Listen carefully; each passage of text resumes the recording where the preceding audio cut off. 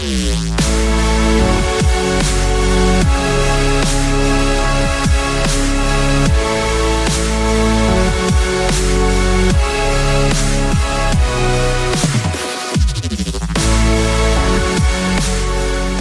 everyone, welcome back to the 6 Gear channel.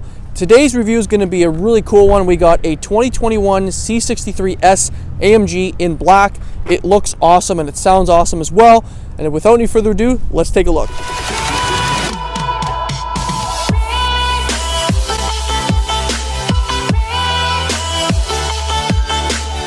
Alright everyone, so welcome to the 2021 C63 AMG Sedan review. This one is the S model, so it carries a little bit of more horsepower. But first we'll start off with the new redesign of the C63. Is the lights. They look a little bit different. You do have a nice LED daytime strip here with a multi-LED beam there, and then you have your high beams as well. No fog lights.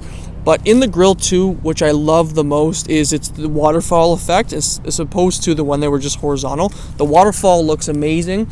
This here, your Mercedes-Benz logo, houses a lot of your adaptive cruise and all of your safety equipment, so that's why it doesn't look like there's slots here.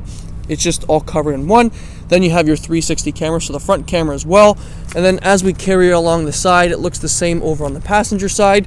You do get front parking sensors, so you get 3 over on the passenger and 3 over on the driver as well.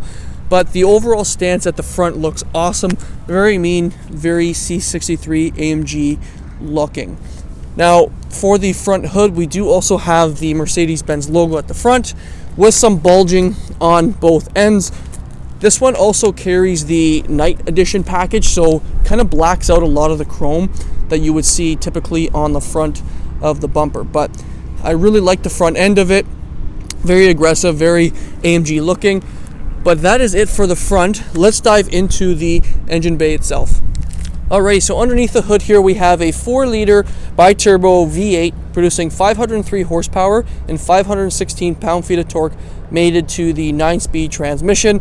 Honestly, this motor is so freaking quick, and especially it being in the car and also in the GLC C63, I think it's by far one of the best motors for the AMG lineup, especially if the car is not too heavy. It just whips.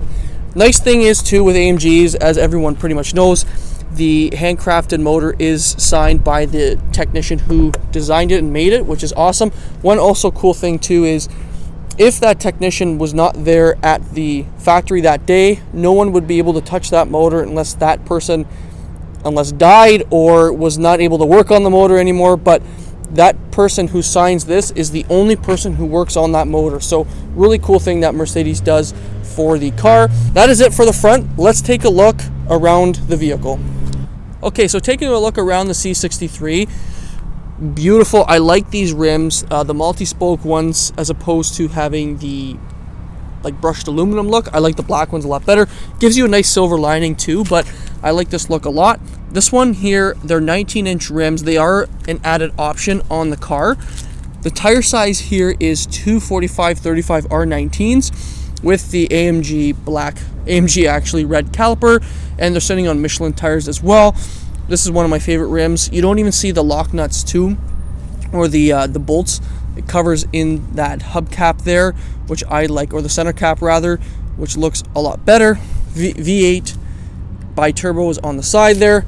Now this one does have the optional carbon fiber mirrors and rear spoiler, which we'll get to. Kind of adds a little bit of a more elegant touch. Does have keyless entry as well, so with the key in your pocket you can unlock it and lock it just by holding this button and then grabbing behind to unlock it. Now on the side here you can see it doesn't have any chrome. It's all black because it has the AMG night package. The one thing too that's pretty cool is you can actually unlock and lock it on the passenger doors, which is pretty awesome. Now on the back here, the tire size is a little bit bigger. So in the back here, we're sitting on 265/35 R19s, and you do get a smaller caliper, but same rim and same size rim, just different size tire. They are Michelin's as well in the back. You do get the AMG logo right on the rim as well. I don't mind the silver lining around it too. I think it just kind of breaks up a little bit of the black. But that is pretty much it for the side. Let's take a look at the rear of the C63S. Alrighty, so coming into the back here, one thing that I've noticed right off the bat is the rear tail lights are different as opposed to the previous generation. So as you can see here, they've got this different design as opposed to just having the lines. So it's got basically just kind of like an almost loop here instead of having just the horizontal lines like they did before. You do get LED reverse lights, AMG here on the side, the Benz logo, as well as the C63S badge on the passenger side as well. One thing that's awesome too with the exterior, having the carbon fiber package, is you do get the carbon fiber rear spoiler. I like that overall design. And having the night package also blacks out the diffuser and the exhaust as well. You do also get parking sensors back here. So you get 3 on the passenger and then 3 over on the driver. And that is pretty much it. The only thing that's chrome in the back is just this line here, this piece of trim here right underneath the AMG badge, the Mercedes badge, and the C63S badge as well. There is a decent amount of trunk space too. So right underneath the badge there, you can open up the trunk. You can close it as well. It's all automatic. And it carries a lot of room too. The seats do fold down as well. One thing to note is there's 2 buttons. One to shut the trunk. This button here, when you push it and you have the key, it will shut the car and lock it as well. But if you just push this here, it will shut automatically just like that. One thing too, now while we're back here, why don't we take a listen to the exhaust note of the C63S.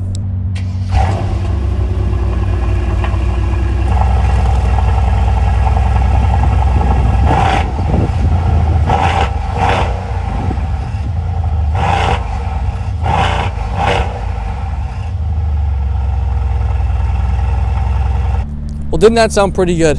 So that's pretty much it for the back. Let's take a look at the rear seats of the Mercedes. Alrighty, so hopping into the back of the C63S, we have a black with yellow stitching interior. So nice soft touch material. We get yellow stitching carried throughout. Nice brushed aluminum look here. All leather, all soft touch, even at the bottom down below. I still love the typical Mercedes-Benz window knobs. They look good and they look like good quality. You get your cheese graters here for your Burmester sound system, door handle as well. And then as we carry into the interior itself, you get the black leather as well, perforation of course, and you do get some yellow stitching as well. One thing to note is you do have a full panoramic moonroof, which is open, which is awesome at night too. But the whole interior looks amazing. As we come into the center here, we do only just get vents. I wish Mercedes maybe put some charging ports back here, but I suppose if you're not going to have a ton of people back here, then why bother? But that is pretty much it for the back. You do also get a center folding console down here, and then when you push this, you get some storage as well, and you have more cup holders that open up right on the side there. That folds up like that. And that is pretty much it for the rear. Let's take a look at the front cockpit of the C63. Alrighty, so taking a look inside the cockpit view of the C63S. One thing Mercedes always is known for is obviously having your driver seat controls on the door, but the same type of material carries throughout, so you get nice soft touch leather here, that yellow stitching, brushed aluminum look as well. Your driver controls are here. 3 memory categories for seating, lock and unlock. This one only has your heated seats, not cooled as well. All your window controls are here, mirror controls as well, and then your trunk releases down below. But for the door panel, all nice soft touch material. You do get your AMG door sill on the bottom, and then as we carry throughout the seats themselves, really nice and plush. They're all perforated too. You do get the AMG logo there, as well as it on the headrest too. The yellow stitching makes it look different as opposed to just being all black. Kind of gives it a nice contrast. Over here we do have your light control, so throw that on auto. Basically your lane keeping assist, parking sensors, all that kind of stuff is here. Parking brake is down below, and to adjust the steering wheel is there as well. But that is pretty much it before we get into the C63. I'll give you a look of the panoramic moonroof again, coming from the driver's seat. And that is it before we step in. Let's take a look inside the cockpit. Alrighty, so stepping in the cockpit of the C63S for 2021, they've changed the whole cockpit view since last time I've been in here, which was like an 18 or 19, but it looks stunning, especially at night with all the ambient lighting. But we'll start off with the new steering wheel. This one here is the carbon fiber Alcantara wrap steering wheel, which looks awesome and it feels really nice to the touch. A lot of cool things that are covered on the steering wheel is, one, your exhaust. You can change that to sport and comfort right with the click of a button. Your AMG dynamics, so basically how the car is going to drive for you. And then you can also change it with the knob here as well. So once you turn the knob here, it tells you which mode you're going to be in over there and pretty much everywhere. But we're going to stay in comfort to keep the exhaust a little bit lower. This side of the steering wheel controls the front infotainment. So you do have a touchpad here that you can actually just scroll down, and just by using it with your thumb or whatever finger, you can kind of control which menu you want to be in. Clicking the house goes to back, and then you can go through different settings that you want to maybe be in. There is a heads-up display as well, which you can see right there, but you don't have to have that on. The design is pretty cool because you can change the different designs here. I personally like this classic the most. There's sport and then there's super sport. I would like to stick to classics. I think it's a nice classic look for Mercedes, having the digital display there. Now we go back. Everything's pretty fast too. It's not laggy at all by any means. You can have your navigation here too. Just gives you basically your turn-by-turn directions, not the nav like Audi. And then your trip is here as well. And then your performance. So performance here shows you a couple different options here. Oh, you can control even the speedometer too on that side. So look at that. You can control what modes you want to be in on that side as well. Wow, that's, oh, so you can have your nav over on that side. That is wicked. So I just personally like that view the most. We can actually control, if we go more, so it only controls that side. But anyways, that is what this can do. I am going to go back to home and go to trip. There's also driver assistance and then service as well, but I am going to stay trip and leave it there for kilometers. Very configurable. You do also get metal paddles or right on the back here to shift up and down. Over here is again your cruise control, so you have your lane. Over here is your cruise control. You can control how far the distance is of the car in front of you as well. It does have adaptive cruise too, which is pretty awesome. Now over here, this controls this infotainment screen, which we will get to, but basically it's the same function. So if you hit home, you can scroll through by pushing and using the touchpad here, and then volume is there too. Now the nice thing is they're showing how high your volume is as opposed to just you guessing. Voice command, favorites, and call hang up and call pickup is over here on that side as well.